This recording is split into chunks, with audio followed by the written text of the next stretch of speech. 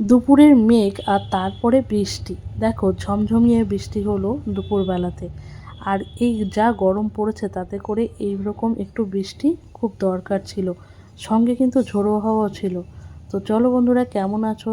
আশা করি সকলে ভালো আছো। আমার নতুন একটি ভিডিওতে তোমাদের সবাইকে জানাই অনেক অনেক স্বাগত। পয়লা বৈশাখের ভিডিও, পয়লা বৈশাখের দিন কী কী করলাম সেটাই তোমাদের শেয়ার করব। দেখো সকাল সকাল কিন্তু পুজো দেওয়া হয়ে গেছে, পুজো দেওয়া কমপ্লিট।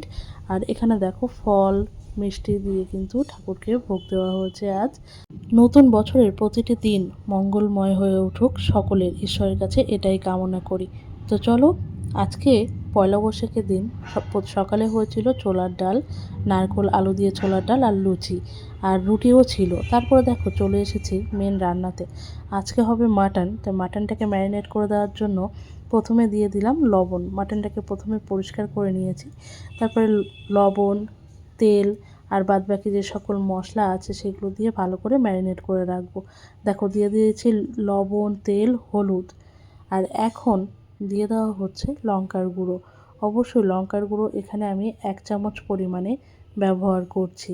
তোমরা যে পরিমাণে লঙ্কা খেতে পছন্দ করো সেভাবে দিয়ে দেবে।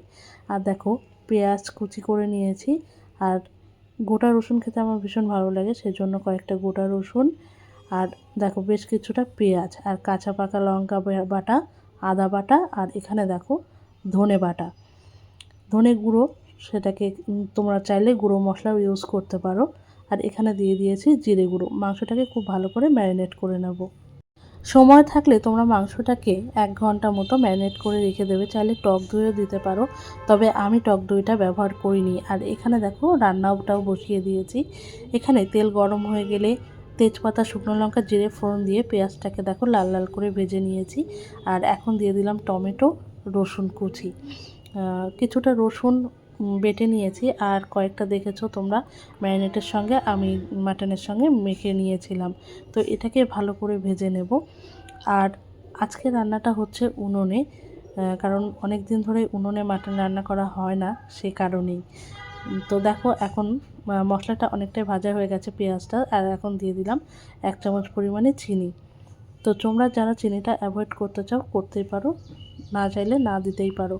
তো দেখো মশলাটা কিন্তু লাল লাল করে ভেজে নেওয়া হয়ে গেছে। এখন ম্যারিনেট করা মাটনটা দিয়ে দিচ্ছি। তোমরা আমার একটি পোস্টে, নববর্ষের পোস্টে অনেক বন্ধুরাই কিন্তু অনেক শুভেচ্ছা জানিয়েছো। সবাইকে জানাই অসংখ্য ধন্যবাদ। তোমাদের সবাই জন্য রইল শুভকামনা, অভিনন্দন, সকলে ভালো থেকো। তো চলো মাংসটা যতক্ষণ কষানো হচ্ছে ততক্ষণে তোমাদের কিছু কমেন্ট পড়ে নিই। তো আমার একটি ভিডিওতে অর্পিতা পাল দিদিভাই বলেছে, খুব সুন্দর লাগলো বোন ভিডিওটি। অসংখ্য ধন্যবাদ দিদিভাই, তুমি আমার ভিডিওটি দেখেছো, খুব ভালো লেগেছে। তারপরে তাপসী মজুমদার বলেছে, খুব ভালো লাগলো ভিডিওটি। অসংখ্য ধন্যবাদ, আমার ভিডিওটা তোমার এত ভালো লেগেছে। স্বপ্না রয় বলে একজন দিদিভাই বলেছে, খুব ভালো লাগলো ভিডিওটি দিদিভাই। অসংখ্য ধন্যবাদ দিদিভাই, আমার ভিডিওটি তোমার ভালো লেগেছে।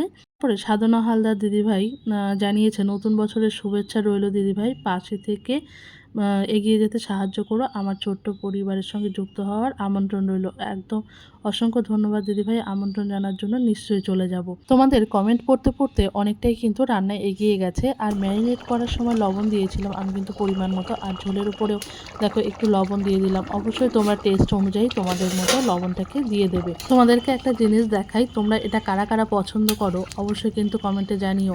চর্বিটা খেতে কে কে পছন্দ করো অবশ্যই জানিও। দেখো তোমাদের কমেন্ট পড়তে পড়তে মাংসটা কষিয়ে আমি এখানে জলও দিয়ে দিয়েছি। আর মাংসটা যেহেতু উনুনে রান্না হচ্ছে, কি সুন্দর কিন্তু জাল হচ্ছে।